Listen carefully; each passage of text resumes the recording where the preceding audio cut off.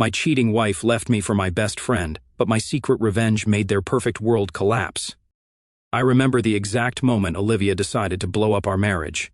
She was sitting at the kitchen table, scrolling through her phone like she didn't have a care in the world. I had just walked in from work, ready to drop my bag and unwind, when she looked up and casually said, "Marcus, I want a divorce." There was no preamble, no softening the blow, just a blunt, heartless statement delivered as if she were commenting on the weather. I froze for a second, unsure if I'd heard her correctly. "Excuse me?" I asked, my voice calm despite the storm brewing inside me. "I said, I want a divorce," she repeated, with a tone that suggested I was somehow too slow to comprehend the first time. I should have been angry, maybe even devastated. Instead, I was struck by her sheer audacity. Divorce, after everything we'd been through together. The reason, that's what hit me the hardest. "I can't keep living like this," she continued, crossing her arms. "I need someone who actually works, who contributes. This isn't the life I signed up for." I blinked. "Doesn't work?" I wanted to laugh, but I kept my composure. For years, I'd built my career from the ground up, earning a six-figure salary and setting us up for a future most people could only dream of. But Olivia, she never bothered asking about my work. She never showed the slightest interest in how I made my money. I guess she thought I was just coasting along, barely getting by. I leaned against the counter, studying her. She seemed so sure of herself, so confident that she was making the right decision. "All right," I said simply, setting my bag down. She tilted her head, surprised. "All right?" "Yes, Olivia. If you want a divorce, I won't stop you." For a moment, I saw a flicker of uncertainty cross her face, but she quickly replaced it with that smug, self-assured smile I'd grown so used to.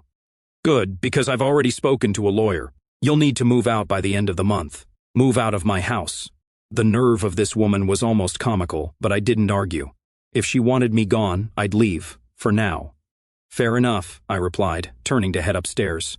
I could feel her eyes on me, waiting for me to explode, to beg, to argue. But I gave her nothing. In the privacy of our bedroom, I sat on the edge of the bed and let the situation sink in. This wasn't about divorce. This was about power. Olivia wanted to feel in control, to paint me as the failure in our relationship.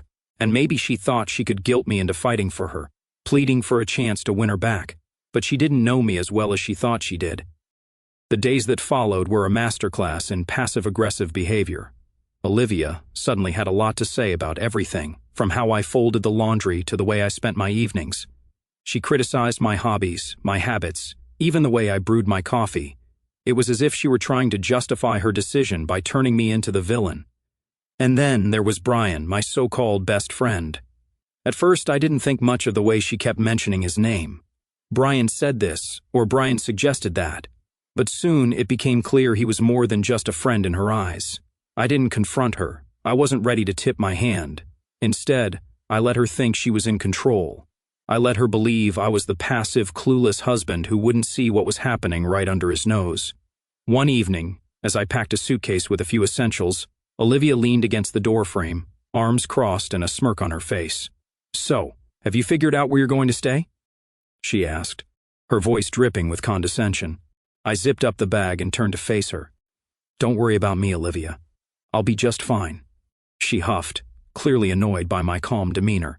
"Good, because Brian and I are planning a dinner party here next weekend. It would be awkward if you were still hanging around." "A dinner party? In my house? With my best friend?" The gall was almost impressive. "Don't worry," I said, shouldering the bag. "I'll be gone long before then." As I walked past her, I caught a glimpse of her smug smile. She thought she'd won. She thought I was slinking, way in defeat. But what Olivia didn't realize was that she had just handed me the match to light the fuse. If she wanted to burn everything down, I was going to let her. And then I'd watch as the flames consumed her and Brian both. Sometimes the best revenge isn't shouting or fighting. It's silence. It's patience. It's letting the other person dig their own grave while you quietly prepare to bury them in it. And trust me, I was just getting started. Betrayal is an insidious thing. It doesn't announce itself with fanfare or fireworks. No, it sneaks in quietly, disguised as casual conversations and harmless gestures, until one day you wake up and realize everything you thought was solid has been chipped away. Olivia's request for a divorce was the first crack. What followed was the steady crumble of everything I thought I knew about her and Brian. Yes, Brian, my best friend, or at least the man who had held that title for years. I should have seen it coming, but hindsight is a cruel companion. At first it was subtle. Olivia started mentioning Brian's name more often than usual. Brian said this, or Brian recommended that, she'd say casually over dinner. I'd nod, not thinking much of it. After all, he was a close friend to both of us. But as the weeks went on, his name slipped into our conversations more frequently, and with a certain warmth that made my stomach twist. The first real red flag came on a Saturday afternoon. Olivia had just come back from one of her lunches with Brian. She was laughing, her cheeks flushed in a way I hadn't seen in years. When I asked what was so funny, she waved me off with a dismissive, "Oh, it's just something Brian said. You wouldn't get it." I wouldn't get it. Since when had I been on the outside of our marriage, looking in? The answer, I realized, was far earlier than I'd cared to admit. I started noticing more. The texts she'd type with a sly smile and quickly lock her phone. The way she'd suddenly dress up more whenever she had plans with Brian. The excuses about how they were just friends, or how I was overthinking things. Overthinking. That's the favorite word of every guilty person trying to shift the blame. I still didn't confront her, though. What would have been the point? She'd only deny it, spin the narrative to make me look like the paranoid husband who couldn't handle her having male friends. So, I let her think I was blind, too preoccupied with my own life to notice hers unraveling. The real blow came when Brian showed up at my house uninvited. I was in the middle of packing, fitting my life into suitcases as Olivia had so graciously requested, when I heard the doorbell. Opening it, I was met with Brian's ever-confident grin. He strolled in without waiting for an invitation. "Marcus, my man," he said, like we were still the closest of friends. "How's it going?" I stared at him, every ounce of patience in my body strained to its limits. "What do you want, Brian?" I asked, keeping my voice even. He leaned against the wall, all nonchalance and charm. "Just checking in. Olivia told me you were moving out, and I thought I'd see if you needed any help." Help? From the man who was quite literally moving into my life? The audacity was almost impressive. "I've got it handled," I replied curtly, turning back to my packing. Brian lingered, and when I glanced over, I could see the wheels turning in his head. He wasn't just here to check in. He was here to rub it in, to stake his claim. "Listen," he said, his voice taking on a tone he probably thought sounded sincere. "I know this must be hard for you, but things happen. You know, life's unpredictable." "Things happen," I echoed, turning to face him fully. I took a slow step closer, forcing him to meet my eyes. "Yeah, Brian, things do happen, and sometimes they come back to bite you." For the first time, he faltered. The confident smirk wavered, replaced by something almost resembling uncertainty. I didn't wait for him to recover. I turned back to my suitcase, effectively dismissing him. "You've always been a cool guy, Marcus," he said awkwardly, retreating toward the door. "No hard feelings, right?" I didn't respond. Silence is a powerful thing, especially when someone is desperate for a reaction. Brian left without another word, and as his car disappeared down the street, I let out a breath I hadn't realized I'd been holding. That night, as I lay in the bed that would soon no longer be mine, I replayed the events of the past few months. The missed signals, the lies, the betrayal. I could have been angry, could have confronted them both and demanded answers. But what would that accomplish? They'd already written me off as irrelevant, a footnote in their story. What they didn't realize, though, was that I wasn't the passive, clueless husband they thought I was. I had been paying attention, taking mental notes, and carefully planning my next steps. If Olivia and Brian thought they could waltz off into the sunset together without consequences, they were in for a rude awakening. Because betrayal doesn't end when the truth comes out. No, that's when the real game begins. And as far as I was concerned, this was a game I was fully prepared to win. Divorce. It's such a small word for something so messy. It implies finality, a simple end to a complicated story. But when Olivia and I walked into that courtroom, I realized this wasn't an ending. For her, it was a victory lap, a celebration of what she thought was her upgrade. She came dressed to impress in a tailored dress that screamed sophistication, with a confident smile that made my stomach churn. And there, not too far behind her, was Brian, lurking like a shadow. He didn't come into the courtroom, of course. He wouldn't dare. But the fact that he was there at all said everything I needed to know. Olivia wasn't just divorcing me. She was flaunting her betrayal as if it were a badge of honor. "Marcus, let's not drag this out," she said when we sat down across from each other at the negotiation table. "I don't want this to be harder than it needs to be." Harder than it needs to be? The irony wasn't lost on me. She had already made it hard, stomping on years of marriage like it was a worn-out rug she couldn't wait to replace. "I don't plan to," I replied evenly, meeting her gaze without flinching. The lawyer laid out the terms. She wanted the house, some furniture, and a chunk of what she thought was my meager savings. She probably thought I'd fight her, maybe even beg for a better deal, but I didn't flinch. I agreed to every term, signing each document without hesitation. Olivia blinked at me, confused. "You're okay with all this?" "Why wouldn't I be?" I asked, keeping my tone light. "It's just stuff, Olivia. You can have it." For a split second I saw doubt creep into her expression, but she quickly covered it with a smug smile. She thought she'd won, that she was walking away with everything that mattered. What she didn't know was that the house wasn't mine to begin with. It was a rental under my name, something I'd used as a workspace when I first started freelancing years ago. And the savings she thought she was taking a piece of? That was just a fraction of my wealth. The real money was tucked away in investments, accounts she didn't even know existed. As the papers were signed and the process finalized, Olivia leaned back in her chair, satisfied. "Well, I'm glad we could handle this like adults," she said with a patronizing tone. I just nodded, biting back the urge to laugh. A week later, I packed up my belongings and left the house she so desperately wanted. I left her everything she asked for: furniture, decorations, even the expensive kitchen gadgets she'd never actually used. It wasn't worth the trouble to take any of it. Let her have her spoils. Brian, of course, wasted no time moving in. A neighbor texted me a photo of him unloading boxes into the house, Olivia standing on the porch with that same smug smile plastered across her face. They probably thought they were building their perfect little life together, completely unaware of the storm brewing just beyond their view. What Olivia didn't know was that I'd already started gathering evidence of her affair with Brian months before the divorce. Photos, text messages, even GPS history showing their frequent lunches at a nearby hotel. And while I could have used it to blow up the divorce proceedings, I decided against it. Why? Because dragging this out in court would only prolong the drama. And I wanted something far more satisfying. I wanted karma to take its course, and I wanted front row seats when it did. In the weeks that followed, I settled into my new life. My career continued to thrive, and my income grew even further as new opportunities rolled in. Meanwhile, Olivia and Brian were busy parading their relationship around town, convinced they were the picture of happiness. I didn't react. I didn't call. I didn't text. My silence was deafening, and I knew it would eat away at them eventually. One day, I received a message from a mutual friend. "Marcus, did you know Olivia is throwing a housewarming party? She and Brian are really leaning into this whole thing." I just chuckled to myself. Of course they were. Olivia was the type who needed validation from others, who thrived on the illusion of success.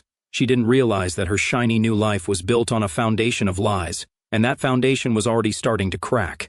As I sat in my new apartment that evening, looking out over the city skyline, I couldn't help but feel a sense of peace. Olivia thought she'd won, but she had no idea what she'd really lost. And Brian? Well, he was about to learn that taking something that wasn't his came with a price. I wasn't rushing. Revenge, after all, is a dish best served cold, and I was just getting started. I'm not sure what Olivia expected when she and Brian decided to make their affair official. Maybe she envisioned a picture-perfect life, complete with weekend brunches, romantic vacations, and the glow of a new relationship. If so, she was in for a rude awakening. It didn't take long for the cracks to show. I stayed quiet, of course. There was no need to intervene. They were digging their own graves just fine without my help.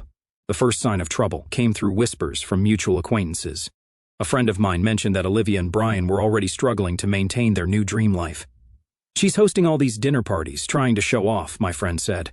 "But I hear Brian's been overspending, and they're behind on the bills." I wasn't surprised. Brian had always been the kind of guy who wanted the lifestyle without the work. He liked expensive suits, flashy cars, and fine dining, but he didn't have the discipline or the income to sustain it. Olivia, apparently, hadn't realized she'd traded financial stability for a man who was all show and no substance. Then there was the gossip about their arguments. They weren't the couple everyone thought they were. People talked about the shouting matches that could be heard through the walls of their rented house. Yes, rented. The house Olivia had been so smug about taking in the divorce was gone. She'd been forced to sell it after realizing she couldn't afford the upkeep. One day I got a call from an old neighbor. "Marcus, you won't believe this," she said, barely able to contain her laughter. "Olivia and Brian had the landlord banging on their door this morning. They're behind on rent." I leaned back in my chair, a smile creeping onto my face. "Oh? How far behind?" 3 months, she said. "They're trying to act like it's no big deal, but you can tell they're struggling." It was poetic, really. The life they'd so proudly built on betrayal was crumbling under the weight of their own arrogance. Meanwhile, I focused on my own life. My income had grown exponentially since the divorce, and I was busier than ever with new projects and opportunities. I poured myself into my work, building something real and lasting. while Olivia and Brian stumbled through their hollow relationship. Then, out of the blue, Olivia reached out. She sent me a text one evening, pretending to be friendly. "Hi, Marcus. I hope you're doing well. Just wanted to check in and see how things are going for you." I stared at the message for a moment, debating whether to respond. I could feel the underlying desperation in her words. She wasn't checking in, she was fishing. Still, I decided to play along. "Things are great, Olivia," I replied. "Business is booming. How about you?" Her response came quickly. "Oh, Brian and I are doing well. Things are a bit tight financially, but we're managing." I almost laughed. Managing? That was putting it generously. The real kicker came a week later. I was leaving a client meeting when I spotted Olivia waiting outside the building. She looked different, tired, stressed, and not nearly as put together as she used to be. "Marcus," she called, her voice tinged with something I hadn't heard from her in years, uncertainty. I approached her, keeping my expression neutral. "Olivia, what brings you here?" She hesitated, fiddling with the strap of her purse. "I wanted to talk. Things have been tough lately, and I thought maybe we could catch up." Catch up? I knew exactly what she wanted, but I wasn't about to make it easy for her. "I'm a little busy," I said, "but I hope things improve, for you." She forced a smile, but I could see the cracks beneath it. As I walked away, I couldn't help but feel a sense of satisfaction. This was karma at its finest. Olivia and Brian had thought they were trading up, but they didn't realize the price of their choices. Now they were stuck in a life they couldn't afford, struggling to keep up appearances while the walls closed in around them. The best part? I didn't have to lift a finger. They had done this to themselves, and I was content to watch from a distance as they reaped what they had sown. Their perfect little world was falling apart, and I hadn't even started my revenge yet. The thing about revenge is that it doesn't always need to be loud. Sometimes, the sweetest victories are the ones where you don't have to say a word. You just let the truth do the talking, and the results speak for themselves. That's exactly what I did. As I watched Olivia and Brian's carefully constructed fantasy life start to crumble while they were busy trying to keep up appearances, I was thriving. My work had taken off in ways I hadn't even anticipated.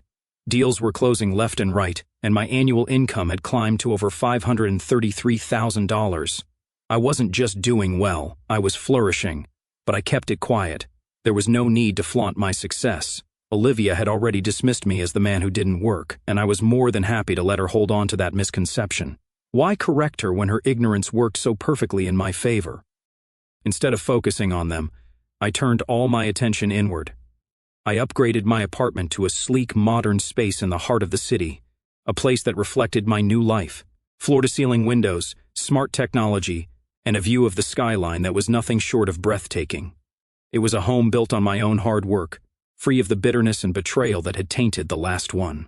My days were filled with meetings, projects, and opportunities that kept me sharp and engaged. My nights, those were for me. I started going out more, reconnecting with old friends and making new ones. Life felt lighter, freer, and full of potential. Of course, Olivia wasn't completely absent. Every now and then I'd get a text or hear through mutual acquaintances about her and Brian's latest struggles, the unpaid bills, the arguments, the mounting debt. Apparently, they had tried hosting a dinner party at the rental, only to have the power cut off mid-evening because they hadn't paid the utility bill. "Marcus," one friend laughed over the phone, "you should have seen it." Olivia was mortified. Brian tried to play it off like it was a mistake, but everyone knew what was really going on. I didn't laugh, though. I just nodded, letting the satisfaction wash over me. This wasn't about schadenfreude or rubbing their failures in their faces. It was about balance. They had tipped the scales with their betrayal, and now life was evening things out. One day, I ran into Brian at a coffee shop. He looked haggard, his once polished appearance replaced by something more disheveled. He didn't see me at first, so I had a moment to observe. He was hunched over his laptop, his brow furrowed as he scrolled through what looked like job listings. When he finally glanced up and saw me, his expression shifted. There was no smugness, no bravado, just a flicker of embarrassment. "Marcus," he said, standing awkwardly. "Brian," I replied coolly, "how's it going?" He hesitated, his eyes darting around as if searching for an escape. "Good, just busy with work and all that." "Work, huh?" I said, raising an eyebrow. "That's good to hear." He laughed nervously, but it didn't reach his eyes. "Yeah, keeping busy, you know how it is." I just nodded, letting the silence stretch between us. He shifted uncomfortably before muttering something about needing to get back to his tasks and hurriedly excusing himself. That encounter told me everything I needed to know. Brian was struggling, and Olivia's perfect new life wasn't as perfect as she'd hoped. As the weeks went by, The messages from Olivia became more frequent. They were vague at first, just checking in or hope you're doing well. But I knew what they really meant. She was testing the waters, trying to gauge if I'd be open to helping her out. I ignored most of them. The few I did respond to were short and polite, giving her nothing to work with. It wasn't long before her messages became more direct. "Marcus, I know we've had our differences, but I could really use a friend right now." A friend? The irony wasn't lost on me. She had discarded me like yesterday's news, but now that her shiny new life was falling apart, she wanted a lifeline. I didn't respond, not out of spite, but because I didn't owe her anything. Olivia had made her choices, and now she was living with them. My silence spoke volumes. While she and Brian scrambled to keep their heads above water, I was soaring. Opportunities kept coming, my investments were thriving, and my life was filled with peace and purpose. I didn't need to confront Olivia or Brian. I didn't need to shout, accuse, or demand apologies. My success, my happiness, that was my revenge. And the best part? They knew it. They saw it in every ignored message, every passing rumor about my success, and every encounter where I walked away with my head held high while they scrambled to pick up the pieces. This wasn't just about getting even. It was about proving to myself that I could rise above it all. And I had, quietly, confidently, completely. The downfall of Olivia and Brian wasn't an explosion. It was a slow, crumbling mess of their own making. I watched it unfold from a distance, hearing bits and pieces from mutual acquaintances and seeing the occasional post on social media. Each new update painted a clearer picture. They were drowning in their own hubris and the water was rising fast. At first, Olivia tried to keep up appearances. She continued to post pictures of her and Brian at fancy dinners, vacations that looked far more luxurious than they likely were, and snapshots of their perfect life. But the cracks were starting to show. The dinners became less frequent, the vacations non-existent, and the smiles in their photos began to look forced. Then came the whispers. People started noticing that Olivia wasn't as put together as she used to be. Her once perfect hair and designer clothes were being replaced by cheaper alternatives. Brian, the ever-flashy showman, was now recycling outfits he used to wear only once. It wasn't long before the gossip turned into direct updates. One day, a mutual friend called me with the news. "Marcus, you'll love this," she said, barely containing her laughter. "Olivia and Brian are in some deep trouble. Apparently, they're months behind on their rent." I raised an eyebrow, surprised but not shocked. "Rent? I thought they owned that house." "Not even close," she said. "They've been renting it this whole time. Word is they're on the verge of being evicted." I let out a small chuckle. It was poetic justice, really. Olivia had fought so hard to take that house in the divorce, only to find out she couldn't afford to keep it. The financial troubles didn't stop there. Another friend mentioned that Brian had been laid off from his job. He was still pretending to have everything under control, but it was clear he was scrambling. Olivia, for all her complaints about me not working, had never held a real job herself. Now, faced with mounting bills and no income, their perfect life was falling apart. One evening, as I sipped my coffee and scrolled through emails, I got a text from Olivia. "Marcus, I really need to talk to you. It's important." I stared at the message for a long moment before typing a response. "Is everything okay?" Her reply came almost instantly. "Not really. Brian and I are going through a rough patch, and I was wondering if you could help. Just a little loan to get us through." "A loan? From me?" I couldn't help but laugh at the irony. She had left me, ridiculed me, and flaunted her new relationship with Brian, and now she wanted my help. "I'm sorry to hear that," I replied, "but I'm afraid I can't help. I'm sure you'll figure it out." Her response was slow this time, and I could almost feel the frustration through the screen. "Marcus, please, just this once. You don't have to make it a big deal." I didn't bother responding. There was nothing more to say. Olivia and Brian had made their bed, and now they were lying in it. The next piece of news came a week later. Olivia and Brian had officially been evicted. The landlord, apparently tired of their excuses, had given them a hard deadline and they hadn't been able to meet it. They were forced to move into a tiny, run-down apartment on the outskirts of town. "Marcus, I wish you could see it," the same mutual friend told me over the phone. "It's such a far cry from the life they were pretending to have. Olivia's barely holding it together and Brian looks like he's aged 10 years. I didn't gloat. I didn't need to. Their downfall wasn't about me. It was about the consequences of their own choices. Olivia had traded a life of stability and support for a fantasy that couldn't withstand reality. And Brian? Well, he was reaping exactly what he'd sown. But the most telling sign came during another unexpected encounter. I ran into Olivia at a grocery store, her cart filled with store-brand essentials. She looked up, saw me, and froze. "Marcus," she said, her voice shaky. "Olivia," I replied, keeping my tone neutral.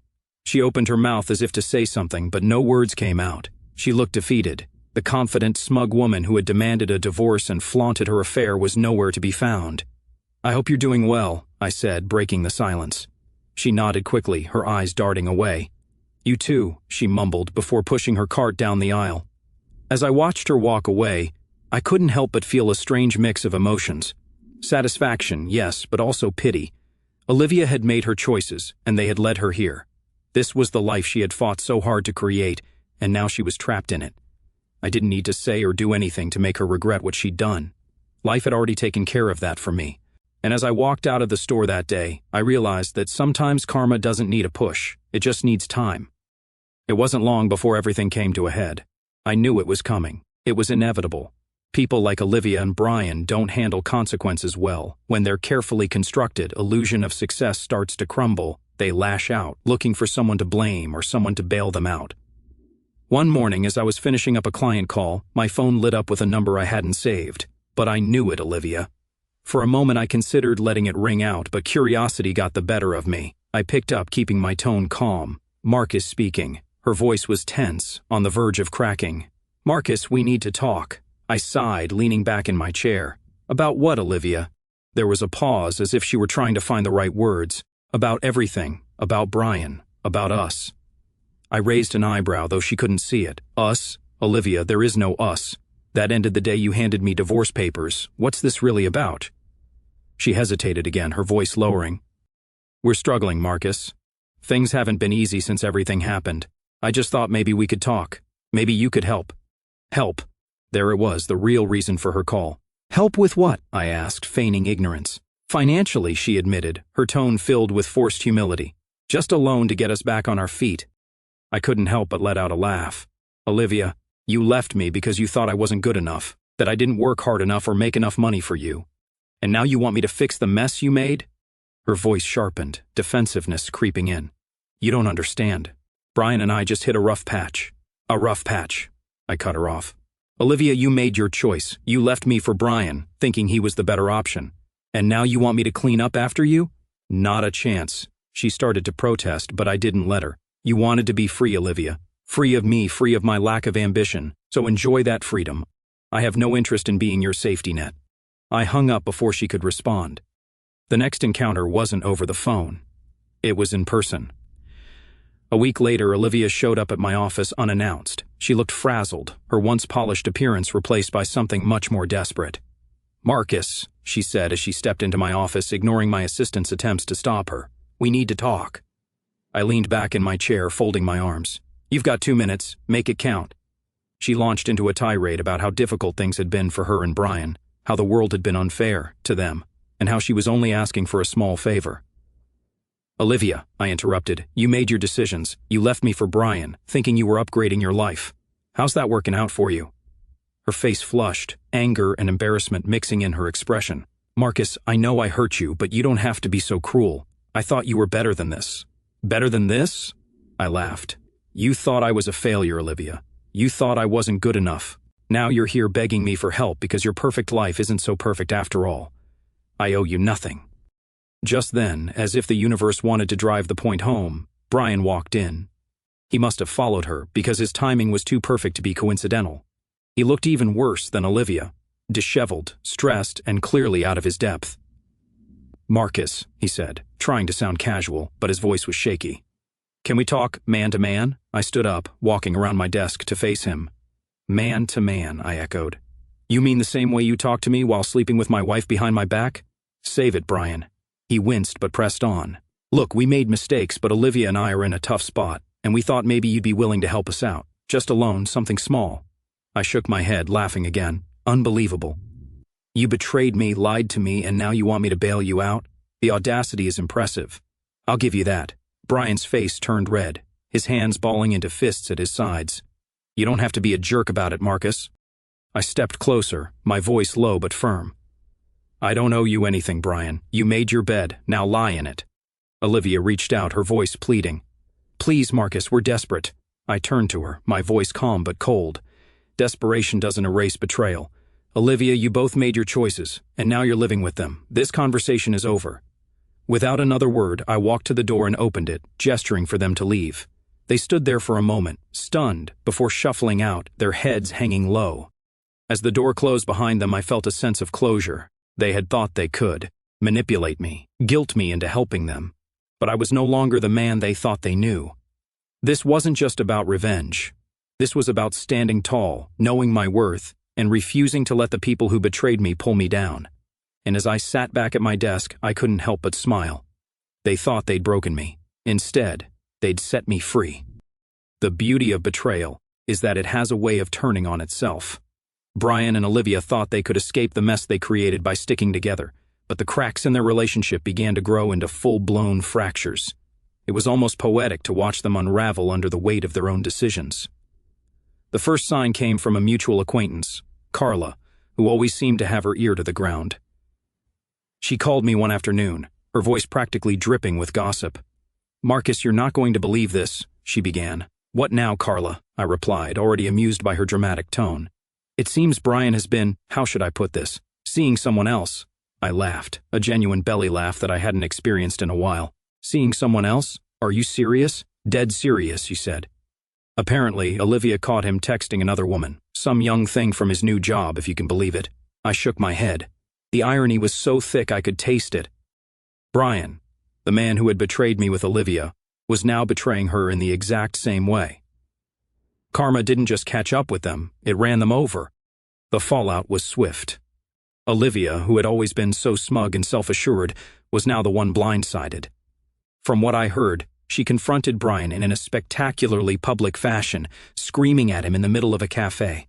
He tried to brush it off, Carla continued, relishing every detail.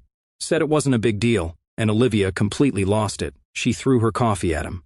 I could almost picture it, Olivia, who had once gloated about leaving me for a better man, now reduced to throwing lattes in public. It was almost too good to be true. But it didn't stop there.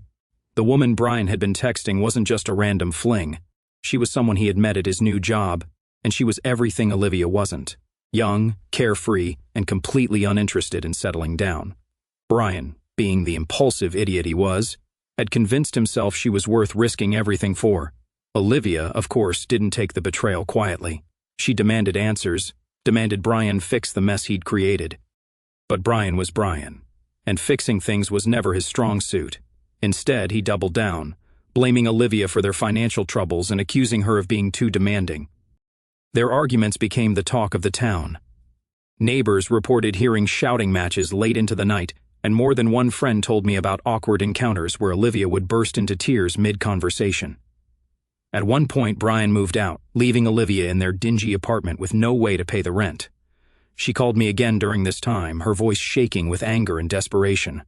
"Marcus," she started, not bothering with pleasantries. "You were right about Brian. He's a liar and a cheat, and I can't believe I trusted him." I leaned back in my chair, letting her rant. I could have offered her sympathy or said something conciliatory, but where was the fun in that? "Olivia," I said after she paused for breath, "you made your choice. You chose Brian over me, thinking he was the better man. How's that working out for you?" She was silent for a moment, and I could hear her breathing hard on the other end of the line. Finally, she muttered, "I don't need your lectures, Marcus. I need your help." "No," I replied firmly.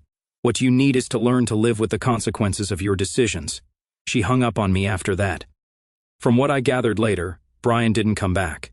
He moved in with his new girlfriend, who eventually realized he was just as unreliable as Olivia had. Last I heard, he was couch surfing, unable to hold down a job or a relationship. Olivia, on the other hand, was left to pick up the pieces of her shattered life. She had no job, no savings, and no one left to turn to. Her family had distanced themselves from her, tired of her constant drama, and even her friends had started to drift away. The very life she had fought so hard to build with Brian had turned to ash. And I didn't have to lift a finger. Karma had done all the work for me. There's a certain satisfaction in knowing that people like Olivia and Brian inevitably destroy themselves. They think they're clever, think they can manipulate and betray their way into happiness. But life has a way of humbling them. And while they were busy tearing each other apart, I was thriving. My work was flourishing, my life was peaceful, and my future was brighter than ever. The best revenge, they say, is living well, and by that measure, I had won.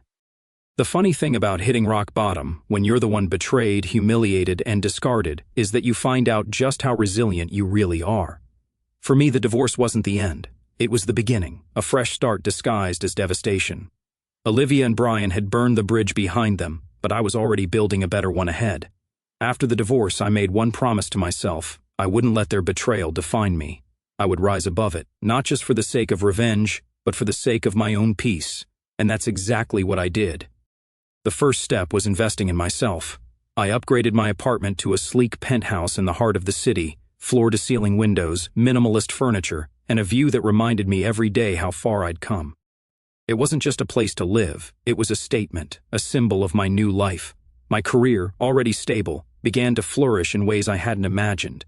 Freed from the stress of Olivia's constant criticisms and Brian's backstabbing, I threw myself into my work with renewed focus.